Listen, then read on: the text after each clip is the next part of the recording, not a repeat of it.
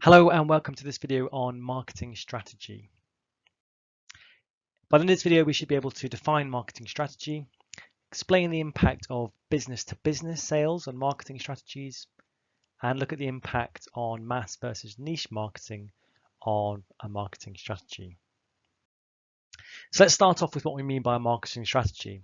Now, ultimately within the business, we have a bit of a cause and effect, a bit of a hierarchy. We have business objectives, which will impact on marketing objectives, leading to a marketing strategy and ultimately marketing tactics.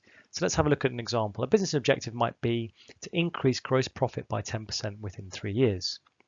Now, in order to achieve that overall business objective, the marketing department might create their own objective, which is to achieve a market share of 30% for product X within 3 years to help going towards meeting those business objectives. Now, the marketing strategy is the plan, the medium to long-term plan the marketing department will put in place to meet those marketing objectives. In particular, how will the business use its marketing mix? What strategy will have its marketing mix, the 4 Ps, to reach their target market or to achieve that market share? Lastly, a marketing tactic is a tool the business uses to support its strategy, for example, special offers. So the marketing mix is the key way in which the marketing department implement their strategy. What do they use in terms of product, price, place, and promotion? Well, under product, we might consider the design mix, as well as things like packaging. Under price, we might consider cost, competitors, and consumers, and then come up with an appropriate pricing strategy. Under place, we might consider the physical location, but also the distribution channel and whether we're going to use e-commerce. And lastly, in terms of promotion, what type of promotional mix is the best strategy and how do we go about building the brand? So all the elements of the marketing mix must support each other and be consistent. There's no point having a low cost, a low priced item where aesthetics perhaps is the key element of the product. There's no point having our product sold in a dingy shopping center when we're perhaps trying to build a really luxury brand. So we have to make sure there's a consistent strategy across all 4 Ps in order for our marketing strategy to be effective. Let's go on to look at the impact of B2B or business to business sales now. So B2B or B2C, that is the question. Businesses that supply goods and services to other businesses are known as B2B businesses, business to business. Businesses that sell direct to consumers are known as business to customer businesses or B2C. Some examples of B2B businesses. Businesses that sell raw materials or components to manufacturers, for example, a tire company.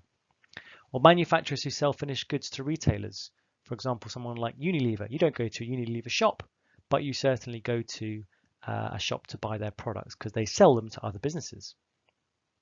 Or perhaps service providers. So my old employer PwC, they would primarily have customers who were other businesses, not members of the public or general consumers.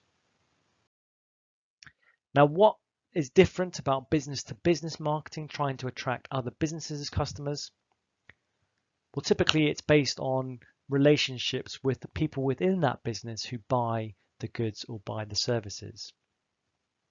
And those buyers are often very sophisticated. They are business people, they're not consumers, so we maybe have to use a slightly different approach when we're talking to them and we're coming up with deals. The buying process can often be quite long and complicated. It's maybe not a simple transaction if it's legal services or it's a big project. The market is often small and focused as well, so you might often have only a couple of large clients that we need to target and have relationships with.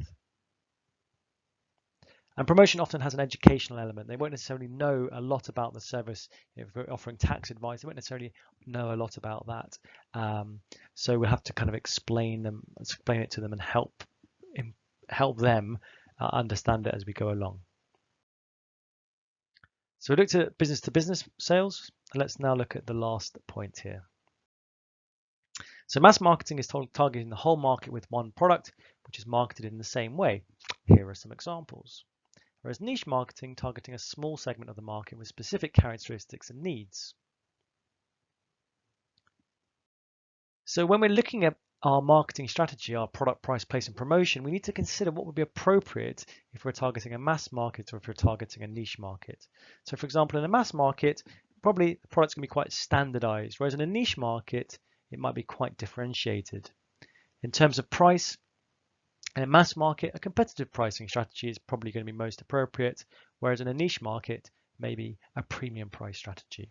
In terms of place, well, it's a mass market, we're probably going to consider multiple channels, whereas in a niche market, we're probably going to consider a more limited channel, perhaps a direct channel. In terms of promotion, we may be looking at mass advertising for a mass market, whereas for a niche market, we might consider targeted promotions. So again, the nature of the market we're operating in will have an impact on our marketing strategy, and a really obvious point of difference here is whether it's a mass market we're targeting or a niche market. So in this video, we've looked at what a marketing strategy is. We've looked at how business-to-business sales might impact our marketing strategy, and how being in a mass or a niche market might impact on our strategy. That's it. Thank you for listening.